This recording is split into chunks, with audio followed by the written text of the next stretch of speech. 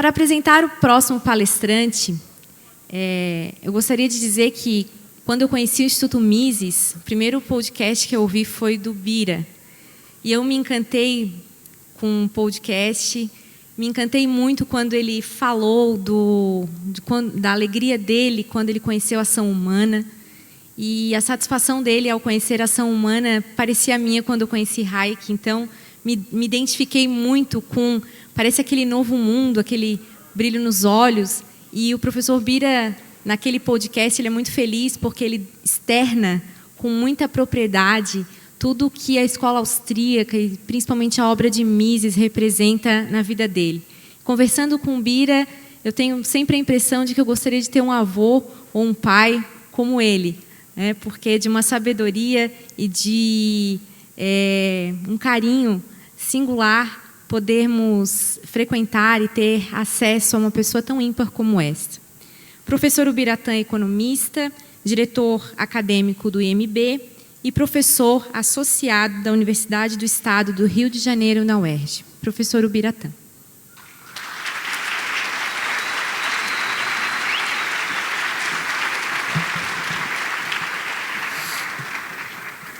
Boa tarde a todos. Eu não posso deixar de começar dizendo da minha alegria de ver esse auditório aqui lotado, né? Lá pelo final dos anos 80, início dos anos 90, isso seria uma coisa absolutamente impensável aqui no Brasil. No entanto, a cada conferência do Instituto Mises, a gente vai vendo crescer o número de participantes. E, melhor do que tudo, participantes jovens. Então, o futuro está nas mãos de vocês, mas hoje nós vamos falar aqui, infelizmente, de um passado um pouco triste. O passado dos cinco planos que tentaram salvar o Brasil. Aquela frase do slide anterior do Roberto Campos, é curioso que ela foi escrita por um ex-ministro do Planejamento, né?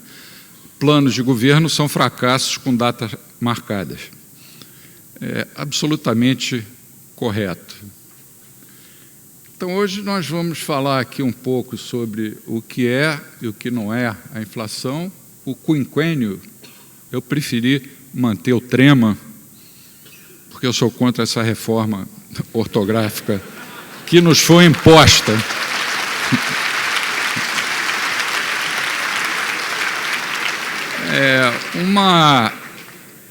Um fachozinho de luz, que foi o Plano Real, fachozinho, não chegou a ser um facho, não.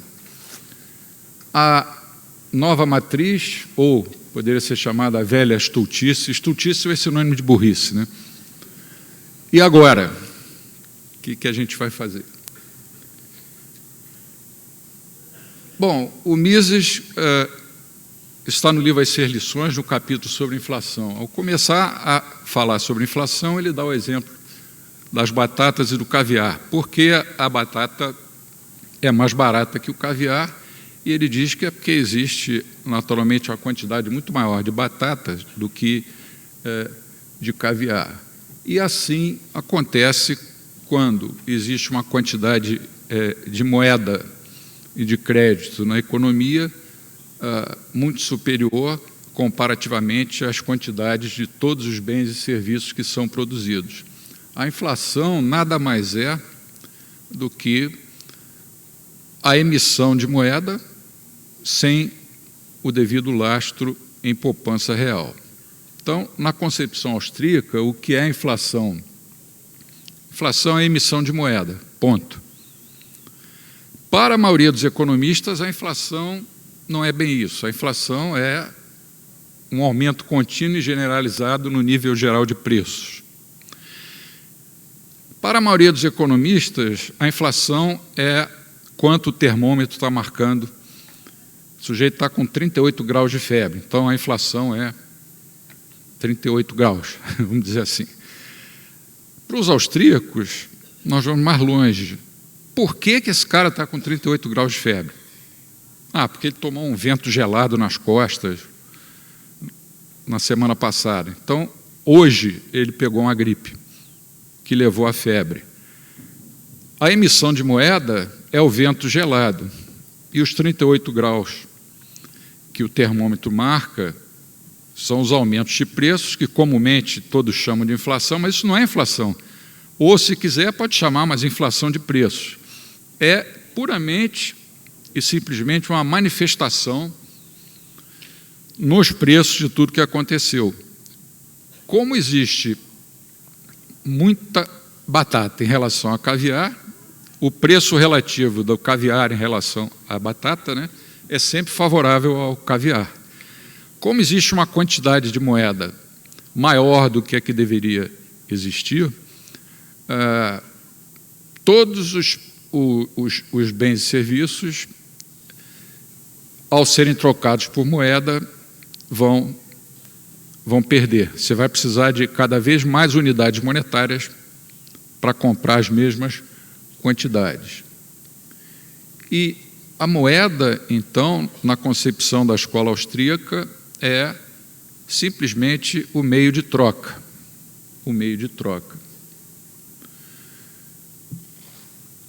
Governos são como famílias, são como empresas. Quando uma família ou uma empresa gasta acima do que deve, acima do que pode, ela vai recorrer, ela só vai ter as seguintes fontes para se financiar, para recorrer. Cortar as suas despesas, tanto a família como a empresa, tentar aumentar a sua receita, ou pegar dinheiro emprestado. Governos, além dessas três alternativas, aumentar a tributação, cortar gastos e tomar empréstimos no Brasil ou no exterior, eles têm uma quarta alternativa, que é simplesmente a liberdade para emitir a quantidade de moeda que eles desejarem. Isso torna os governos diferentes das pessoas e empresas que são quem faz as economias funcionarem no mundo real, né? Não existe milagre. Se um governo gasta mais do que arrecada, ou ele vai ter que tributar mais, ou vai ter que cortar os gastos, o que com aquele nosso belíssimo Congresso é uma tarefa impossível, né? Já estão destruindo até a reforma trabalhista, para não falar na descaracterização da reforma da Previdência. Ou ele vai se endividar, a dívida interna aí tendendo até 1919 a mais de 80% do PIB, ou vai emitir moeda, ou seja, ou vai inflacionar. A teoria austríaca dos ciclos econômicos, a Tassi, de uma forma bastante resumida, ela diz o seguinte: a inflação é um fenômeno monetário, claro, só tem uma causa, a inflação, que é a emissão de moeda, que, aliás, para nós austríacos, é a própria inflação. Ao injetar moeda e crédito na economia, sem que tenha havido um aumento na disposição da população e das empresas de pouparem, o governo estimula no início um período de boom, né, em que aumentam as vendas, consequentemente as compras, as taxas de juros diminuem pela injeção de moeda e crédito, e essa diminuição da taxa de juros estimula investimentos tanto nas indústrias de bens de capital, que são as indústrias mais chegadas ao longo prazo, quanto nas indústrias de bens de consumo. Mas ele estimula muito mais as indústrias de bens de capital, porque os prazos são maiores. O valor presente, o valor atual de um projeto de 10 anos, quando cai a taxa de juros, esse valor atual ele cresce mais do que o valor atual de uma empresa do varejo. Então, parece que está havendo crescimento, as pessoas ganham muito dinheiro nesses setores de bens de capital, novas fábricas são construídas, constroem portos, rodovias, rodoanéis, estádios de futebol, e parece que está tudo bem, só que a conta vai chegar. A economia vai ter que sair do restaurante, mas antes tem que chamar o garçom e dizer, traz a conta. A conta vem como? Muitas rendas foram geradas nessas indústrias que cresceram, as indústrias de bens de capital. E o que elas vão fazer com essas rendas? O que a gente faz com o dinheiro? Ninguém queima dinheiro, a gente gasta. Por que eu afirmo que a gente gasta e não que a gente poupa? Porque o governo emitiu moeda sem que tenha havido um aumento na disposição de poupar. A vontade de consumir em relação à vontade de poupar não mudou, é a mesma. Aí as pessoas vão comprar bens de consumo, você começa a ter um aumento dos preços de bens de consumo, uma pressão maior por crédito, porque está todo mundo vendendo mais, então começa a querer investir, e esse aumento, essa pressão por crédito vai se refletir no aumento na taxa de juros. Esse aumento da taxa de juros vai prejudicar aquelas indústrias que cresceram no início, e aí você vai ter inflação, já agora manifestada no termômetro, e, como consequência, desemprego. Então, o desemprego não deve ser cotejado com a inflação, quer dizer, você tem que escolher entre inflação e desemprego, como a teoria econômica convencional, especialmente a keynesiana, sempre sugeriu. O governo tem que escolher um pouquinho menos de inflação, aceitar um pouco mais de desemprego, ou o contrário. Nada disso, como o Hayek escreveu brilhantemente, você não pode escolher entre comer demais e ter indigestão. Quem come demais, muito mais do que devia, vai passar mal, vai ter indigestão. Então, o governo que emitiu moeda, que inflacionou, vai levar uma consequência inevitável, que não vai ser imediata, mas que depois de algum tempo sempre vai se manifestar, sempre se manifestou historicamente e vai continuar sendo assim, porque as leis econômicas são simples. Essa consequência se chama desemprego. Então, não há escolha entre inflação e desemprego. O desemprego é uma consequência da inflação. Tudo ao contrário do que a mídia, do que os economistas da mainstream afirmam. Essa é a concepção austríaca. Então, só há um jeito de vencer a inflação. Se a inflação é a emissão de moeda, para de emitir moeda. O Mises cansava de repetir que qualquer quantidade de moeda poderia funcionar bem, que os governos não deveriam alterar a quantidade de moeda na economia. Simplesmente, por exemplo, se você hoje compra um carro por R$70 mil, daqui a 50 anos o preço desse carro poderia ser R$20 mil. Não há necessidade de emitir moeda. Só que, pelo final dos anos 80, o Brasil pegou uma doença que resultou em 5 planos, 5 pacotes, 5 fracassos. Sempre houve pessoas dizendo que essas teorias importadas do hemisfério norte não se aplicam aqui no hemisfério sul. Nós temos que descobrir uma teoria para explicar a inflação na América do Sul e no Brasil. E aí houve várias explicações, algumas ridículas, como, por exemplo, a daquele senhor ali que está na terceira linha, que eu nem falo o nome dele. Ele dizia que a inflação era causada, ele dizia naquela época, que a inflação era causada pelo conflito entre capital e trabalho. Mamma mia, tem capital e trabalho em todos os países do mundo, por que, Katsu, que só vai ter inflação no Brasil? Quer dizer, 15 segundos, você pensar 15 segundos, acaba com essa teoria. Outros diziam que a inflação era provocada pelas multinacionais. Pô, você tem, mais uma vez, você tem multinacionais no mundo inteiro. Porra, que país azarado era o Brasil, elas vinham fazer inflação aqui. Não é? E surgiu inicialmente na PUC do Rio de Janeiro, um grupo de economistas, todos eles conhecidos.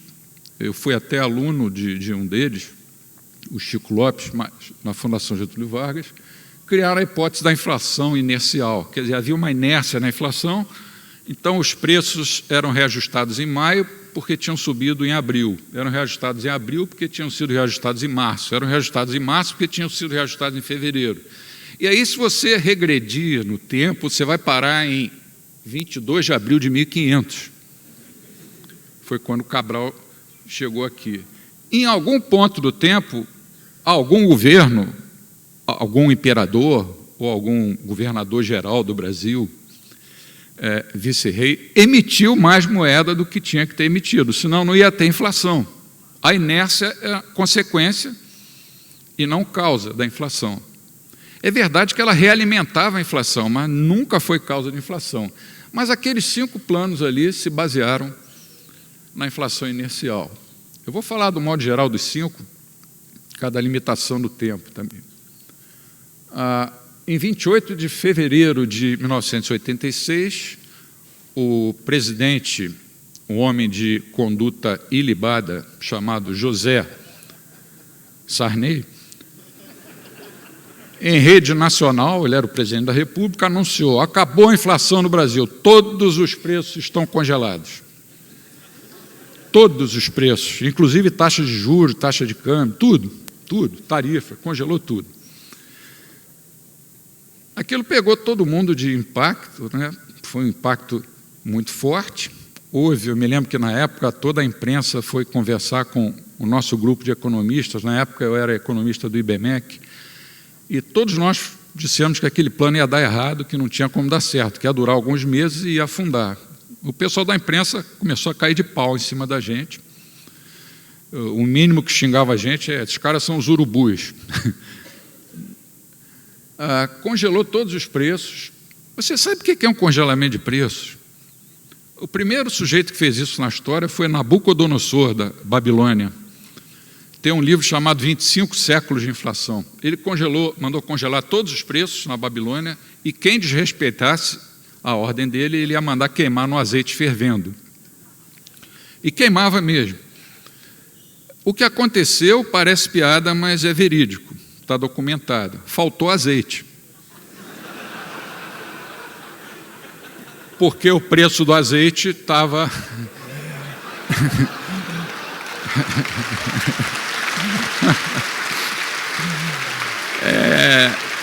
Parece piada, mas não é, né? O preço do azeite estava muito abaixo do que devia estar. E aí nós tivemos a época famosa dos fiscais do Sarney.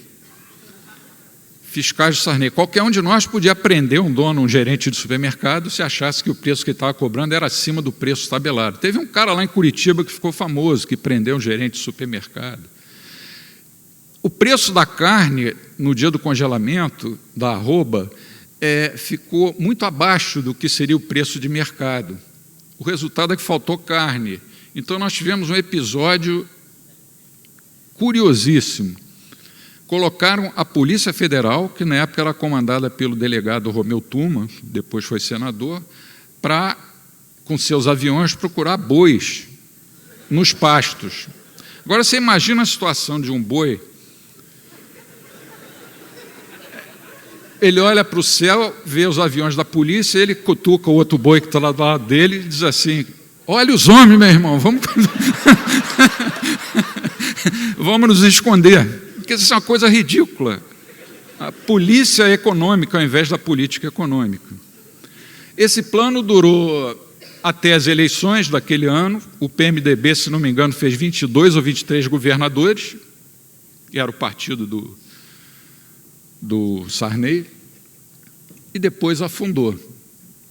Em 87, no mês de junho, veio o plano daquele senhor que fez um novo congelamento de preços. Esse plano durou menos do que o plano cruzado. A inflação subiu bastante, depois vai aparecer uns gráficos aí. Aí, em janeiro de 89, o ministro da Fazenda era Maílson da Nóbrega, que hoje posa como liberal, mas que fez um congelamento de preço. O congelamento de preço deve ser considerado um crime e punido com a forca em praça pública. Um economista que defende o congelamento de preço, me desculpe, esse cara não é um economista. É um analfabeto em economia, completo, por mais doutorados que ele tem e pós-doutorados. O Maílson fez um novo congelamento em janeiro de 89, ele durou menos do que o anterior. Aí vieram as eleições, o Collor assume com um discurso liberal, Uma beleza o discurso de posse dele, que foi redigido pelo Melchior, né, José Guilherme Melchior. No dia seguinte, ele vai e faz tudo ao contrário. Além de congelar novamente todos os preços, ele e a sua ministra, aquela senhora, cujo nome eu também não me recuso a pronunciar, eles sequestraram simplesmente por 18 meses 80% de todos os ativos financeiros da economia. Muitas pessoas morreram do coração, passaram as suas vidas poupando, e o governo vem e tira.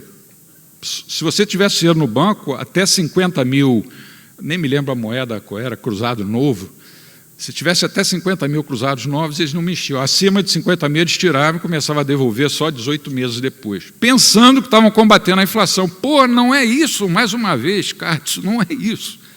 A inflação não é você tirar a moeda que está circulando, é você parar de emitir moeda. Depois, em 91, em maio, nós tivemos... E cada plano desse durava menos do que o anterior, porque as pessoas vão se acostumando, reagindo. No último deles, eu me lembro perfeitamente, em maio de 91, eu estava aqui em São Paulo, na pizzaria ali na Doc Lobo, Marguerita, que eu ia sempre naquela época. E o gerente estava remarcando os preços. Aí apareceu na televisão, na hora do jornal, aquela senhora, a ministra do Collor, dizendo que os preços estavam congelados. O Rosinha, que era o nome dele, simplesmente continuou a remarcar os preços. Eu falei, pô, ele está congelando os preços. Ele fez assim, Quer dizer, esse cara mostrou que sabia mais economia do que toda a equipe econômica do governo.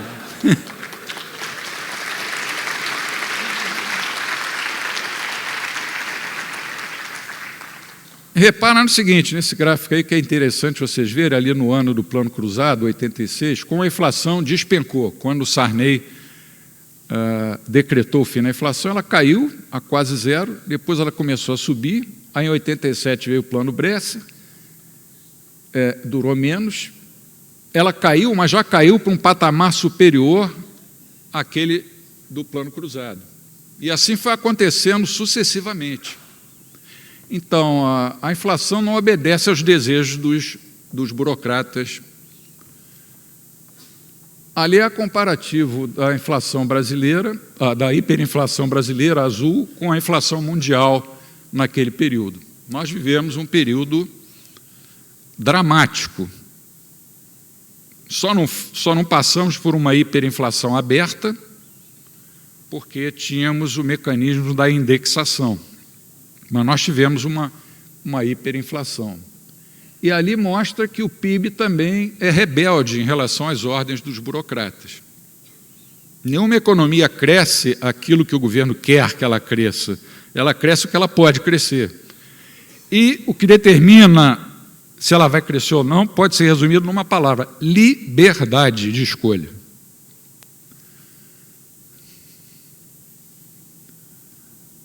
Isso aí... Esse gráfico é chocante, né? Esse gráfico não, são as mudanças que nós tivemos na nossa moeda desde 1942. O R$1.000 passou para o cruzeiro, depois está ali, né? Daqui eu não consigo ler, depois eu nem consigo decorar, porque foram tantas mudanças. Olha que coisa absurda. Os nossos avós, lá em 1942, imagina que eles fossem pegar um táxi, a moeda é R$1.000, que a corrida custasse R$10. Eles iam ter que desembolsar 24.750 bilhões de R$1.000. Isso sem contar a inflação. Eu estou contando ali só os zeros que foram acrescentados e depois tirados. Isso é uma coisa absurda, ridícula. Um país desse não pode ser levado a sério. Um país que não cuida da sua própria moeda não merece ser chamado nem de país. É um aglomerado de pessoas.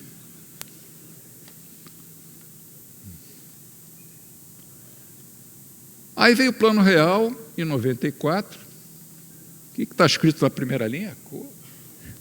A concepção foi uma concepção correta, porque eles decidiram que iam atacar os 3 regimes da macroeconomia: o regime fiscal, o regime monetário e o regime cambial. Fizeram uma mudança muito criativa no regime monetário, que foi a URV, Unidade Referencial de Valor, A nossa moeda da época era o Cruzeiro Real. O Cruzeiro Real se desvalorizava diariamente em relação ao URV, e a URV, no final do mês, acompanhava mais ou menos a desvalorização do Cruzeiro Real em relação ao dólar. Então, se criou uma concepção psicológica, acho que eu posso chamar assim, de que uma URV equivalia a $1. Não era exatamente $1, mas era... E, na época, tinha o Plano Cavalo, na Argentina, né? As pessoas começaram a achar que eles vão fazer alguma mudança e vão congelar fazer o que a Argentina fez, né? A nova moeda vai ser sempre igual a $1. Tivemos, entretanto, alguns percalços. Primeiro foi a crise do México, no final de 95. Depois tivemos uma crise nos países asiáticos, no ano seguinte, 96, 97, 98, crise na Rússia, e a cada crise dessas todos achavam que o Brasil ia ser a bola da vez. Por que achavam que o Brasil ia ser a bola da vez? Porque não tínhamos feito o dever de casa de mudar os 3 regimes. Não, o Fernando Henrique perdeu uma excelente oportunidade, especialmente no primeiro mandato, de fazer as reformas. Ele preferiu se empenhar na emenda da reeleição. Ele poderia ter feito todas as reformas, todas as privatizações, inclusive da Petrobras, dos Correios, dessas estrovengas todas. Não fez. E aí, no Banco Central, tinha um sujeito muito competente, que é o nosso amigo Gustavo Franco, né? Aí ele mudou a concepção. No plano real, o câmbio passou a ser flutuante.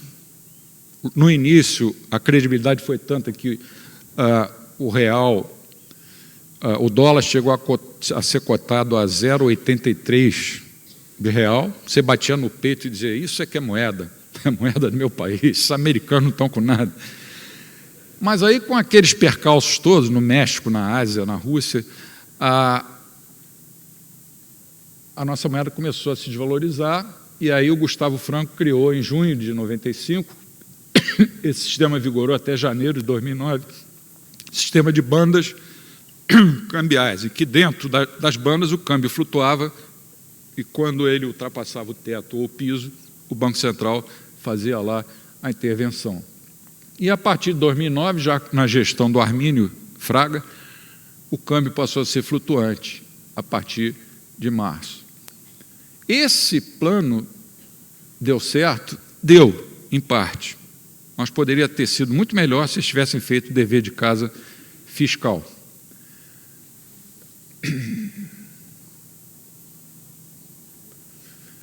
Aí veio a nova matriz. Quer dizer, na verdade, o título da palestra é os 5 planos que tentaram salvar o Brasil. Eu ampliei para 7, né, para a gente vir até os dias de hoje, para finalizar. Quer dizer, quando assumiu aquela turma da ex-presidenta,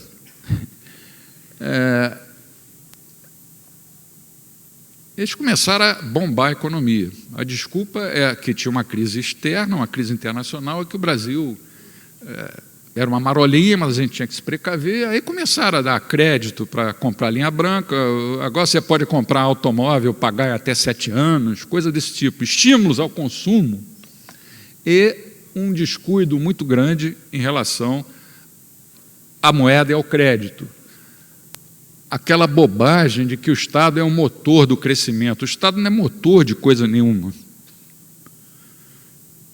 A função do Estado deve ser garantir os direitos à vida, à liberdade e à propriedade. Isso e pouquíssima coisa a mais. Se ele fizesse isso bem, ótimo, mas nem isso ele faz.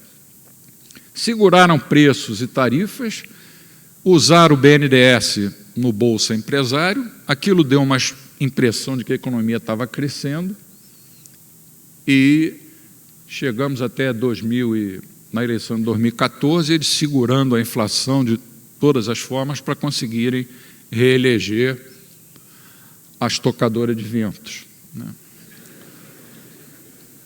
Ali é a farra da Selic, eles mantiveram a Selic. Eu acho um absurdo a taxa de juros ser determinada pelo Banco Central, assim como eu hoje acho absurdo existir o Banco Central. Mas já que existe, e já que existe o Copom, eles mantiveram a taxa de juros muito reduzida, pode ver o período ali, para dar a impressão de que as coisas estavam bem, de que podia reeleger aquela figura, né?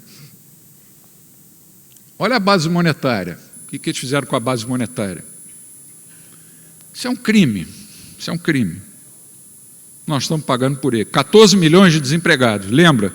Você não pode escolher entre comer demais e ter indigestão. Comeram demais. Aí veio a indigestão. Aí continua sendo a farra do crédito, aquelas duas linhas ali, o crédito privado e o crédito público.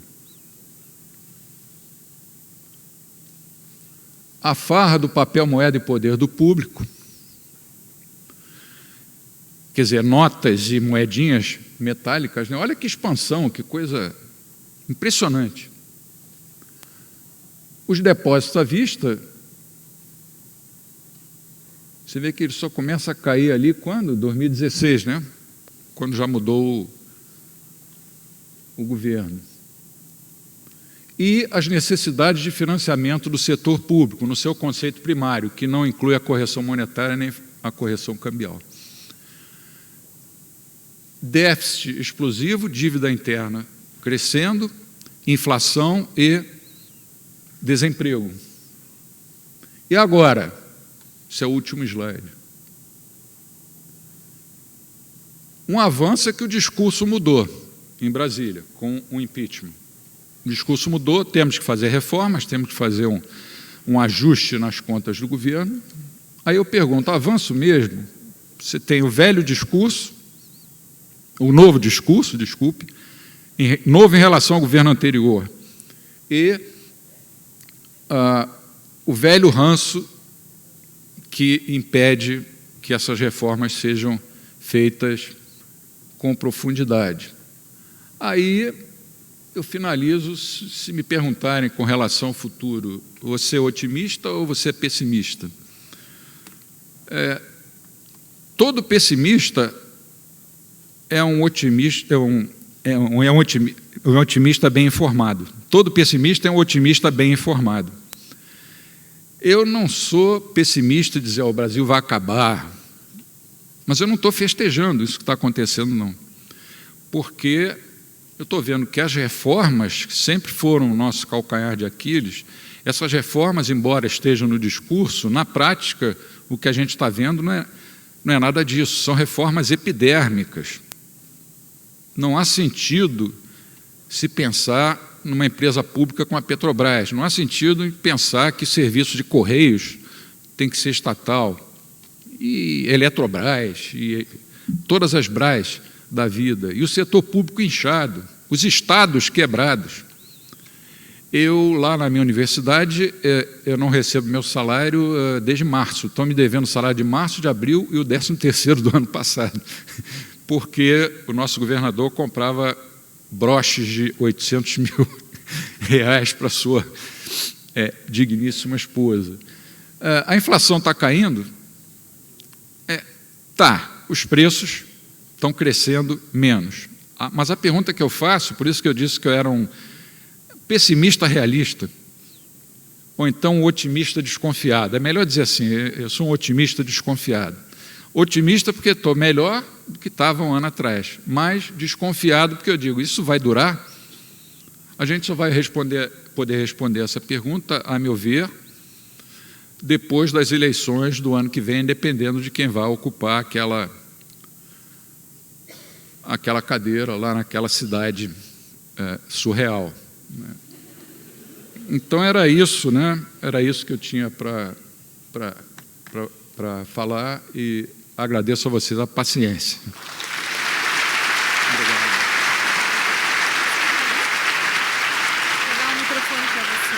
Bom, professor Ubiratã, muito obrigada pela excelente palestra, sempre um prazer ouvi-lo. E foram algumas perguntas, e aqui eu separei aqui, porque também a gente não tem mais tempo, a gente está se encaminhando para o último painel. É uma pergunta nesse sentido. Já que o governo brasileiro é totalmente incompetente para gerir a sua própria moeda, o que aconteceria se simplesmente adotássemos o dólar como moeda oficial? Seria o mesmo desastre que aconteceu na Argentina. E olha que a Argentina sempre foi um país onde o dólar era muito mais usado, né, do que aqui no Brasil. A ideia deles foi no plano cavalo, né? Não me lembro exatamente o ano do plano, 91, por aí. No início foi um sucesso, os argentinos achando que a moeda deles podia ser equiparada ao dólar. Os capitais argentinos que tinham fugido para o exterior nos últimos 50 anos começaram a voltar, mas aí se percebeu o seguinte, que aquilo era uma coisa artificial, que a economia real não tinha mudado na Argentina e começou a surgir uma expectativa de que o dólar ia se desvalorizar. A moeda argentina, o austral, né, iria se desvalorizar. Se o Brasil tivesse adotado esse caminho, muitas pessoas na época do real achavam até que eles poderiam ter feito isso, eu sempre fui contrário. Não iria acontecer nada de diferente em relação ao que aconteceu na Argentina. Quer dizer, a saída não é dolarizar. E ao dolarizar, você está simplesmente dizendo o seguinte, você está renunciando à sua própria política monetária. Eu sou contra, tá? Política monetária, política fiscal, política cambial, por mim não tinha que existir nada disso, mas já que existe, você está renunciando à sua própria política monetária, que passa a ser, por definição, a política monetária do Fed, a política monetária dos Estados Unidos. Não daria certo uma medida desse tipo.